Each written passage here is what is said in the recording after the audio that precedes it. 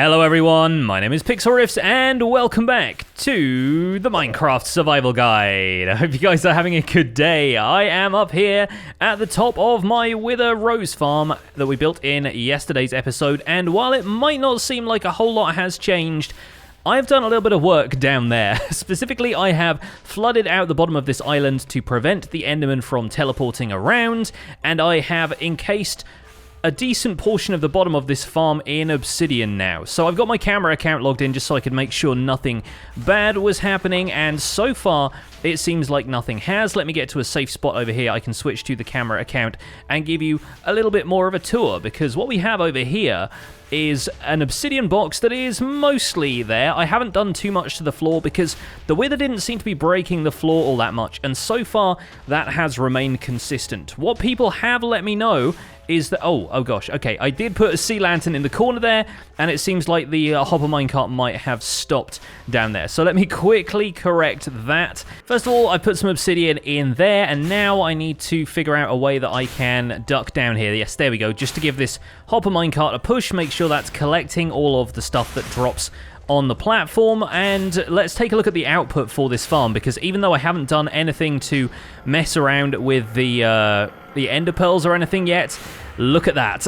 Oh, good. We have so many Wither Roses, which I am going to gather up into a shulker box, or maybe just into my inventory. I'll just throw the rest of this stuff into the shulker box, and we are going to take that back home. People have let me know that the main problem with farms like this is that the Wither will occasionally throw out a blue skull, which can destroy basically any blocks. It treats even blocks like obsidian like they have a really low blast resistance, and so the best thing to do with this farm is to not spend too much time at it. If you, yep, there we go, there was a blue skull, so that's probably destroyed a few blocks.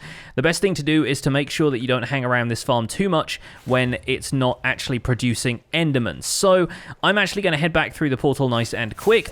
There we go, and we can log the camera account out as well. There are apparently ways that you can turn that farm on and off quite easily using a piston and a couple of blocks to push the Wither up or down a fractional amount, and that's going to make sure that they don't end up fireballing any of the stuff that you've built around there if you don't want them to. But I'm going to leave that for another day, and if you're interested in doing that yourself, check out RayzWorks' video on the subject, because once again, the design of that farm has been kind of perfected by him, and it's very much worth checking out the video. I linked that in the description of yesterday's video where we built the Wither Rose farm, so I recommend checking that out. But now we have all of these beautiful flowers in my inventory. These Wither Roses are going to be spectacular to be able to use in some farms, and I think today we are going to make a start on a nice spooky farm, because this is going out on Halloween. We are going to make a new and improved Wither skeleton farm, because one of the things I would like to do more of in this series is acquire a few more beacons, which is going to mean fighting the Wither a few more times, so we will need to acquire a few Wither skeleton skulls. I still have 3 hanging out in here, and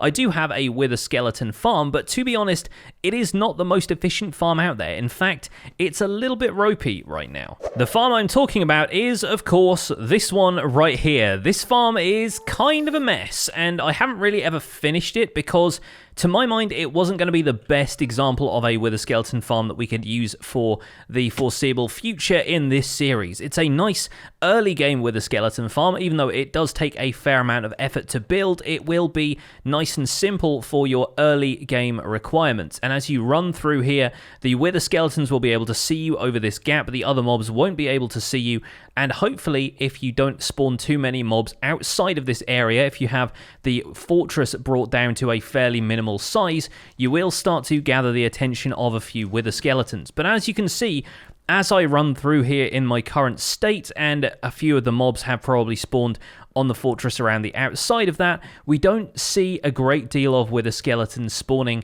inside this farm right now. And I could optimize the space around here, but really it wouldn't be all that worth it, considering that there are more optimized, more fun, and slightly easier to build farms that require you just to have a couple of rare resources, and in this case, Wither Roses are part of that. And so I could redevelop this Wither skeleton farm, but I think we're going to go out and find another suitable nether fortress, and we are going to start building a new one from scratch. The main reason for that being that some farms like this are most effectively built at a crossroads in the nether fortress, and I have kind of lost track of exactly where those are. I've kind of cannibalized this area a little bit, turned it into a giant nether brick platform, and to my knowledge, you cannot, yes, I'm trying to do it now, you cannot place roses on nether brick. You cannot plant wither roses on there, which you can on netherrack and on soul sand and on other blocks that you could plant flowers on in the overworld. But what a farm like this does is utilizes a rule whereby any nether brick placed within the large bounding box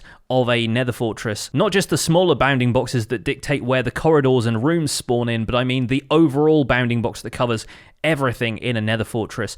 Any nether brick placed within there has the chance to spawn fortress mobs, which means blazes, wither skeletons, and that kind of stuff. If we want to set up a fortress farm using wither roses, we can't use nether brick if we can't place the roses on it. So what we need to do is look at some of the smaller bounding boxes of a fortress. We need to look at the places where you have a large area within those smaller bounding boxes, which is typically going to be a fortress crossroads. And within the area of one of those crossroads, we can place any block at all, any solid block that would normally be able to spawn some type of mob, and it will be able to spawn fortress mobs, which means we could place netherrack there covered in wither roses, and the cool thing is mobs will still spawn even if the ground is completely covered in flowers. They still count as a solid block that the mob can spawn on, even though there is a flower occupying that space already.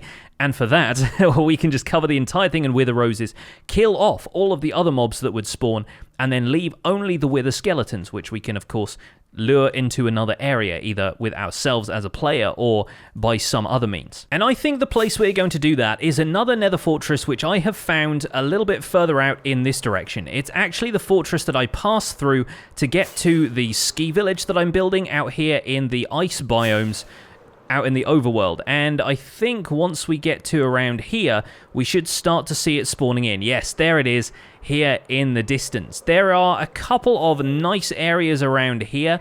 I'm thinking specifically of areas like this, where I imagine there's a pretty large area there we could use for an efficient fortress farm. Likewise, we've got a crossroads there as well, which could be used as a pretty efficient fortress farm.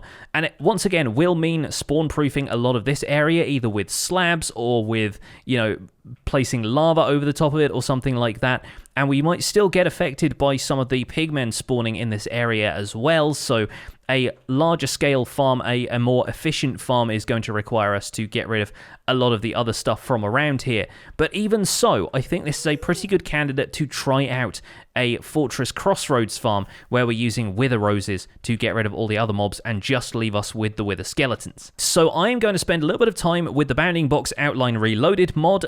Check out the videos that I did about the previous wither skeleton farm if you want to see a little bit more about how that works. And I'm going to figure out exactly the bounding box of the area we can use to make a little fortress farm out here. And I think this might be the best candidate, but we will see. We'll see if there are any spots that feel a little bit better. So Bounding Box is a pretty great mod, but it's unfortunately not going to be something everybody can rely on, and so I've decided to come back here and show you how you can figure out the dimensions of a crossroads area like this without having to worry too much about Bounding Box being there in the first place. The first thing I'm going to do, though, is take care of some of these skeletons who are hanging around, because otherwise I'm going to get sniped in the middle of this and probably knocked off into the lava as well. Using this black and orange wool, the Halloween colors that I picked out for the Founders Forge Halloween Festival, we are going to measure out a few things here. We're going to go 1, 2, 3, 4, 5, 6, 7, 8 to there, and we're going to go along 1, 2, 3, 4, 5, 6, 7, 8 to there. And you'll notice that this lines up perfectly with these other structures that are part of the fortress here. We've got this kind of doorway into this room with the stairs, and over here we have the little archways that lead out to some more sections of the fortress. That actually marks the cutoff point for the bounding box of this crossroads area, and so using the same measurements we can figure out exactly where the bounding box ends on each of these 4 sides. And that is 8 blocks out from this intersection on both sides, the intersection being a 3-block wide space here, 1, 2, 3, that is 19 blocks long. So this is a 19 by 19 square with a height of 10 blocks, and that is something that I figured out just by looking at it in a Bounding Box, but you can actually hop down here and you can find the bottom of it by measuring the pillars down here, and you'll notice that this kind of section steps in a little bit, and that block there, that one there, is the bottom of this bounding box. So I'm actually going to start placing these blocks around the outside of the bounding box so that we have all of the space on the interior to work with instead of having to worry about measuring around the outside of the blocks I'm placing here. So this right there is where the outside of the bounding box starts, and we're going to measure this whole thing out as a 19 by 19 by 10 cuboid, I guess it's going to be, because it's not really a cube if the sides aren't all equal. I guess it serves me right for not bringing a fire resistance potion with me, but I am holding shift with all the strength I can muster at this stage to make sure that I don't fall off of this thing into the lava. It would be perfect, wouldn't it, to fall into the lava on Halloween? Of course it would. But note, looks like we've got the colors a little bit out of alignment here. So after a lot of very tense bridging and some pretty close calls with blazes and wither skeletons, this right here is the bounding box of the farm. This is the area we're going to be working with, and to be honest, I really like the combination of black and orange here in the nether. It is kind of on point, I think, considering the amount of lava that is around, the amount of fire and everything, and the nether really needs some kind of like black ash block or something around. We should probably do something like that with concrete powder one of these days. Anyway, I'm getting ahead of myself, and I'm getting a little bit distracted by all of the blazes shooting me, but the next step is really going to be to take down all of the material inside of here and reformat it as a series of platforms, because I need to see quite how much space we have in here to farm the wither skeletons. My thinking is we're probably only going to be able to fit 2 platforms in here, because we'll want a platform on which the skeletons and obviously the other fortress mobs and stuff are going to spawn. That's going to be where all of the wither roses are in the first place. But then after that, we're going to need a hopper minecart underneath collecting anything the stuff drops, because it would still be kind of nice to have some amount of drops from this farm. Excuse you, I'm trying to shoot you down. There we go. Yeah, it would be kind of nice to get whatever drops we could out of this farm, or at the very least to make sure that the entities left over from the drops, all of the stuff that the zombie pigmen that die in the wither effect are going to drop, like, I don't know, swords and gold nuggets and that kind of stuff. It's either worth collecting up or it's worth just destroying to make sure it doesn't lag out the world with the amount of stuff that's going to be left around here. So, we're probably only going to be able to fit a couple of platforms in this space, is my thinking here, because we'll need something for the minecart rails to run on, of course, and some hoppers and various things to take away all of the stuff, and then we'll need to put another floor in above that. So, yeah. Anyway, we're getting ahead of ourselves once again. Let's just take down everything on the inside of here, on the inside of this bounding box, and then we can start setting up the platforms that are going to form the foundation of the farm.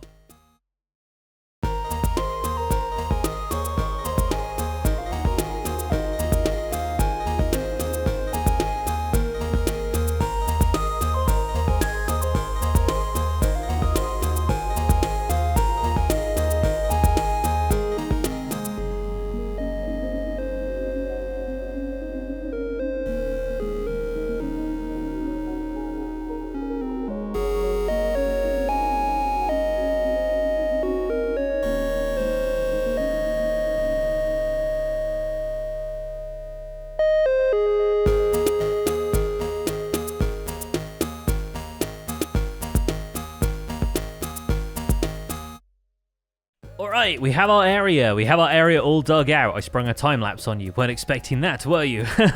So now I'm gonna place a chest down over here, and that's gonna be the output for our hopper minecarts. Of course, we're gonna end up with the hopper minecarts coming out, let's say this corner. Just arbitrarily choosing that. We can put this in here, like so, double chest there, and we can have the hoppers running into that. And of course, this whole section here is going to be rails. And the cool thing is, with this strip of redstone blocks across the middle, that actually catches the entire range that you can power these rails. One more block to either side, as it is here. Without this redstone block, that rail isn't powered. If we place a rail there, I guess it is because it ends up getting powered by that. But if we place a rail here on this line, not powered. But that's fine, because right here is where we're actually going to be curving the rails, so that actually worked out mathematically super well. And with that, I have just about used up every single powered rail I had, give or take a couple that are still left in the redstone chest. Over the top of this, we're going to be placing a layer of netherrack, and obviously the hopper minecart is going to go underneath this once we have the farm built, but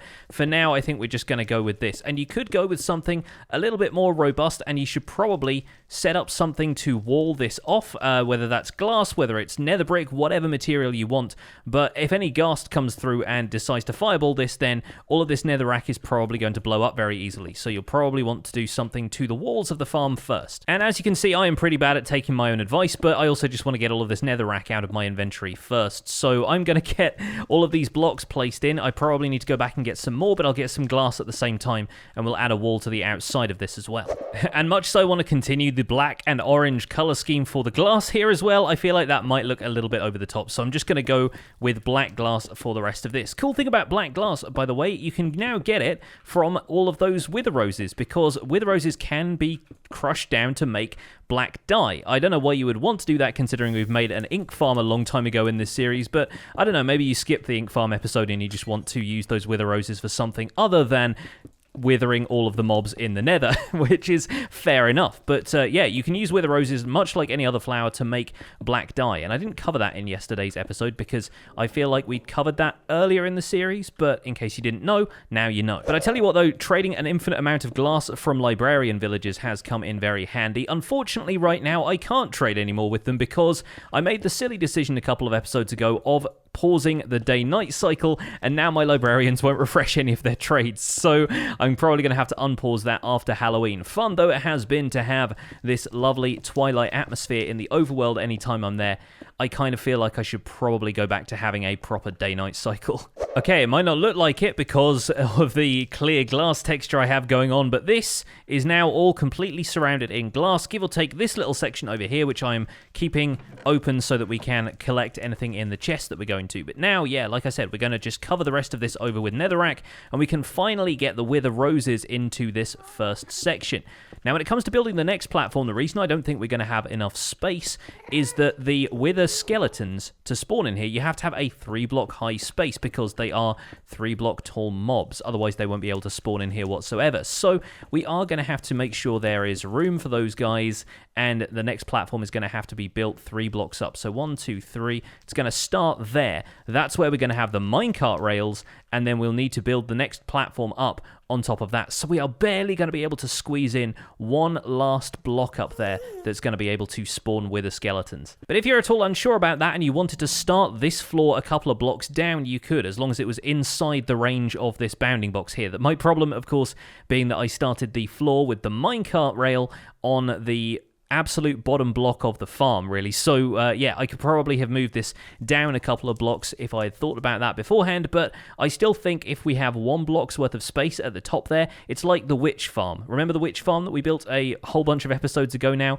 Even if you have a single block that is still within the hitbox of this fortress, then some stuff is going to be able to spawn there. So it's time to get the wither roses out of the box. It's time to finally plant some of these things, and yes, they can be planted on netherrack, so we are perfectly fine here. Of course, you could use other materials for this as well, although you probably shouldn't use soul sand because I don't think mobs will spawn on soul sand anymore. But basically, you want to cover every single block, every square inch of the farm here needs to be covered. And oh gosh, that was about to despawn on me. Probably not the best idea.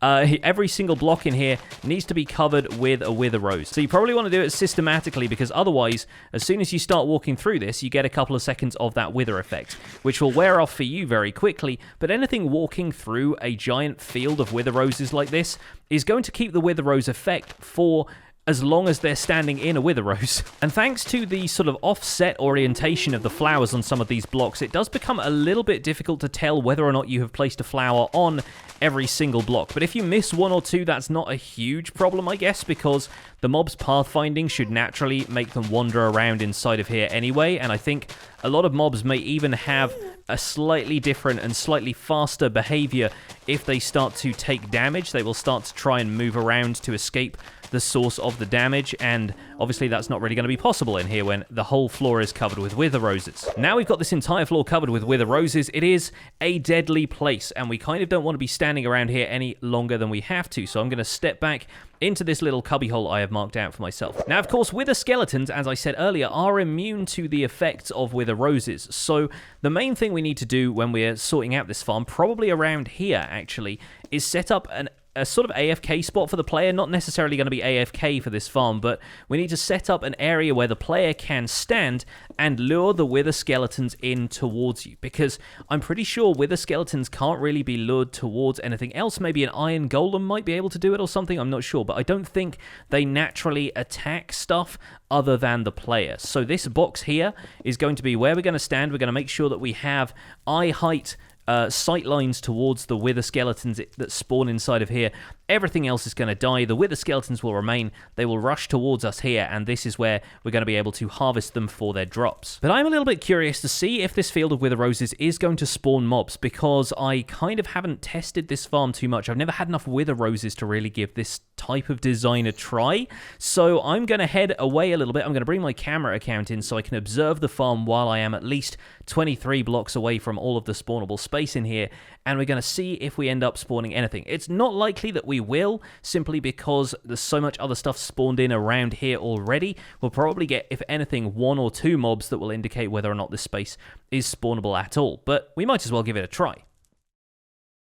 Okay, I've got my camera account logged in. As you can see, this is the farm from above. We're not really going to be able to do much to see what the spawn rates are in here quite yet, because there is so much other stuff around, but I am going to fly away a little bit to try and despawn some of the stuff that has spawned in this area, and then hopefully when we come back, we might see a couple of things spawning in that area at least. I'll try and get a good distance away from the fortress and then fly on back over and see if anything shows up in that area with all the wither roses.